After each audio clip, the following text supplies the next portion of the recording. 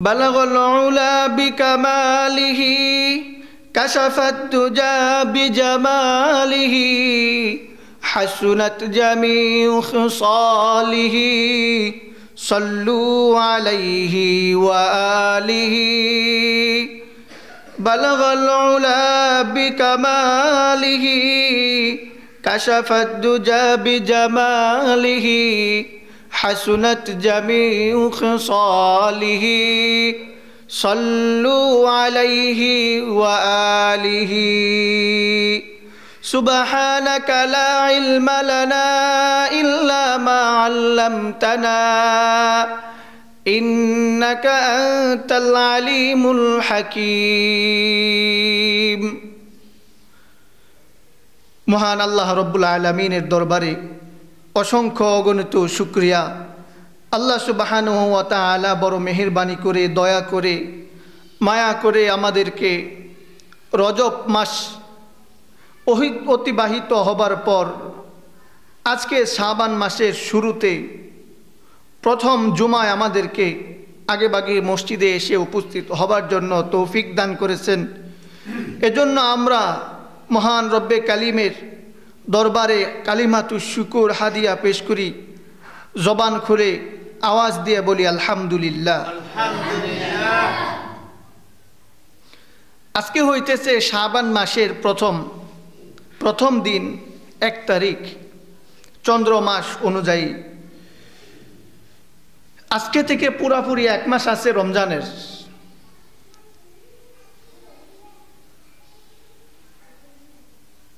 একটা বছর পূর্ণতা পায় 12টি মাসে। 12 মাসের মধ্যে রমজান মাস হইতেছে সবচাইতে শ্রেষ্ঠতম মাস, সবচাইতে মূল্যবান, সবচাইতে দামি মাস।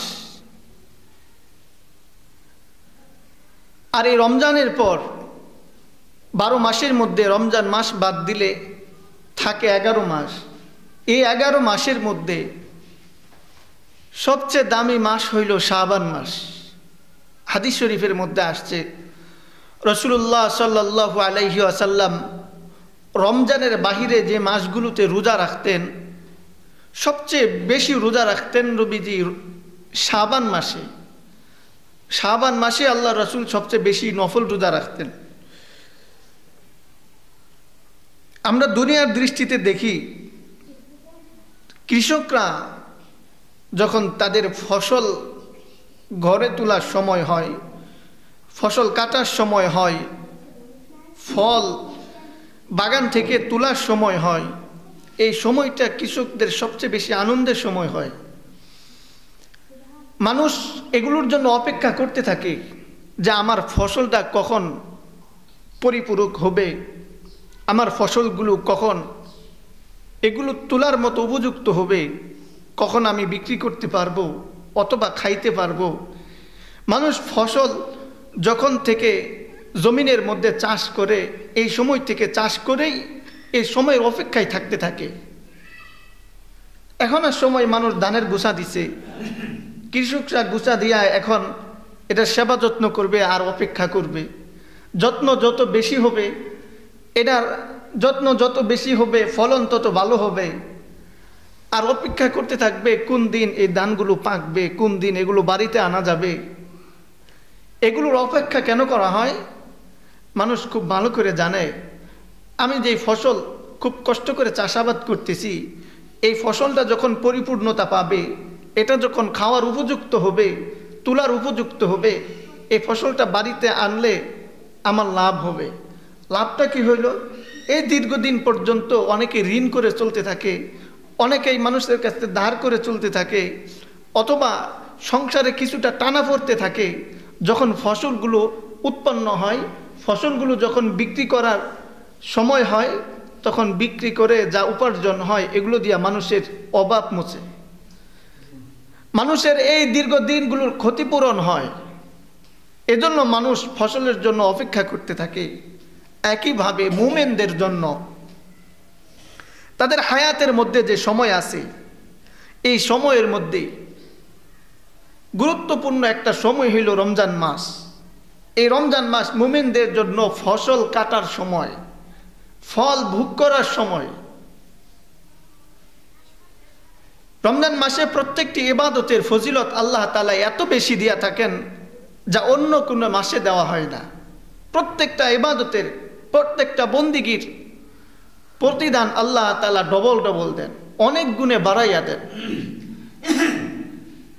এজন্যই তো হাদিসের মধ্যে আসছে, যখন রমজান মাস আসতো, রমজান মাস যখন আসতো, রমজান মাস আসার আগে থেকেই যখন রজব মাস আসতো, হযরত আনাস রাদিয়াল্লাহু তাআলা আনহু বর্ণনা করেন,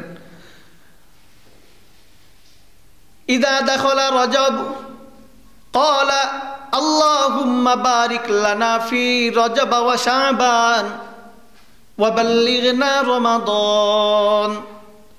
যে আমি নবীজিকে দেখতাম, নবীজির জীবন্ত অবস্থায় যখন রমজান মাস, রজব মাস উপস্থিত হইতো, রজব মাসে উপস্থিত হবার পর আল্লাহর রাসূল বেশি বেশি করে এই দোয়া করতেন, আল্লাহুম্মা বারিক লানা ফি রজব ওয়া শাবান ওয়া বাল্লিগনা রমাদান।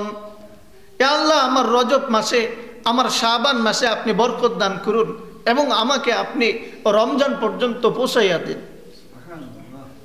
রমজানের জন্য প্রস্তুতি নিতেন। রজব মাসে আল্লাহর রাসূল নফল রোজা রাখতেন, শাবান মাসেও আল্লাহর রাসূল বেশি বেশি নফল রোজা রাখতেন, যাতে করে রমজান মাসে রোজা রাখতে গিয়ে কষ্ট না হয়। আগের 2 মাস রোজা রাখাতে নবীজি অভ্যস্ত হয়ে যাইতেন। রোজা রাখার একটা ধারাবাহিক অভ্যাস যখন হয়ে যাইতো, পরবর্তীতে টানা 1 মাস রোজা রাখাটা আর তেমন কষ্ট হইতো না।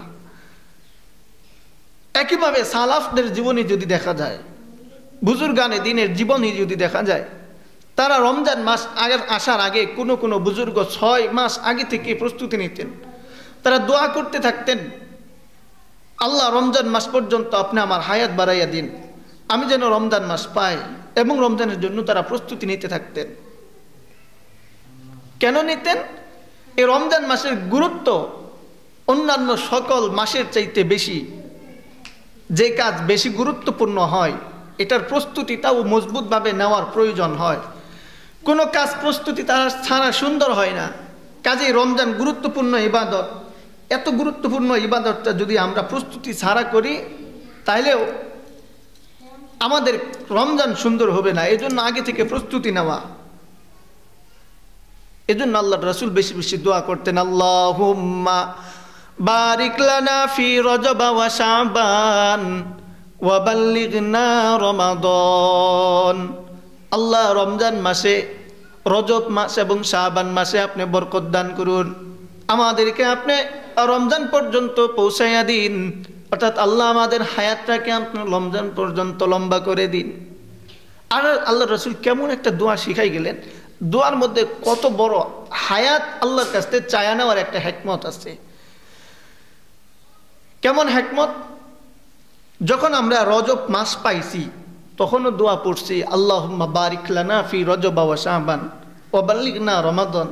আল্লাহ আমাদেরকে রজব এবং শাবান মাসে আপনি বরকত দান করুন, রমজান পর্যন্ত আমাদেরকে পৌঁছাইয়া দিন।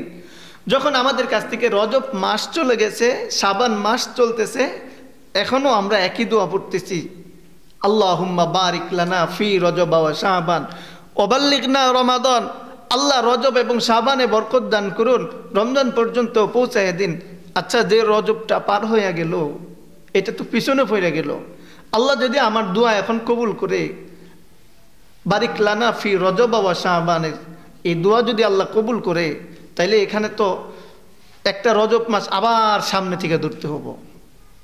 তাইলে বোঝা গেল শাবান মাস তো পাইলাম, রমজানও পাইলাম। এই দোয়ার মাধ্যমে আমি আল্লাহর কাছে চাইয়া নিলাম, আল্লাহ আগামী রজব পর্যন্ত আবার আমারে পৌঁছাইয়া দেন। দীর্ঘ 1 বছর লম্বা হায়াত আল্লাহর কাছ থেকে চায়া নেওয়ার মতো দোয়া আল্লাহর রাসূল আমাদেরকে শিখাইছেন। এজন্য আমাদের প্রস্তুত হওয়া দরকার। আমাদের সামনে যে রোজা আসতেছে, রোজার আগে আগে নিজেদের যত রকমের কাজ আছে, কাজের ঝামেলা আছে, এগুলো তো যেন আমরা ফারেক হয়ে যাই এবং রমজানের রোজাগুলো যেন আমরা সঠিকভাবে পালন করতে পারি। এজন্য সম্ভব হইল কাজের চাপগুলো এখন থেকে কমাইতে থাকা। এখন কাজ বেশি বেশি করে শেষ করা, যাতে রমজানে আমার কাজের চাপ কম থাকে।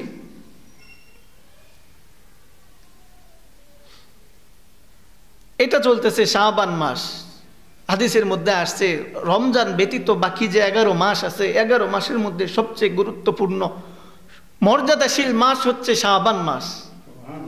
এবং এই শাবান মাসের মধ্যে এমন একটি রাত আছে যে রাতকে বলা হয় লাইলাতুন নিসফি মিন শাবান, যে শাবানের অর্ধেকের যে রাতটা আছে, শাবানের চাঁদের অর্ধেক রাত অর্থাৎ 14 তারিখ পার হইলে যে রাতটা পার আসে, এই রাতের ফজিলত, এই ফজিলত সম্পর্কে আগামীতে ইনশাল্লাহ আলোচনা করা হবে। এই রাতের গুরুত্ব অনেক বেশি, এই মাসেরও গুরুত্ব আল্লাহর রসুলের কাছে, আল্লাহর কাছে, মুমিনদের কাছে অনেক বেশি। কাজে এই মাসের মধ্যে ইবাদত করতে করতে নিজেকে প্রশিক্ষিত করা, যাতে করে আগামী রমজানে যখন আমি ইবাদত করবো, রমজানের ইবাদতগুলো যেন আমার কাছে কষ্ট না হয়। দিনের বেলা রোজা রাখবো, এখন থেকে নফল রোজা রেখে রেখে অভ্যস্ত হওয়া, যাতে করে দিনের বেলা রোজা রাখতে গিয়ে আমার কষ্ট না হয়ে যায়। রাতের বেলা যতটুকুন সম্ভব কিছু কিছু আমল করতে থাকা, রাত কিছু কিছু জাগ্রত থাকা, জেগে জেগে আমল করে করে নিজের মধ্যে অভ্যস্ত করা, যাতে করে রমজানের রাতগুলোতে আমল করা আমার জন্য কঠিন না হয়। আর আল্লাহর রাসূল এটাই করতেন, আমাদেরকেও এটাই শিখাই।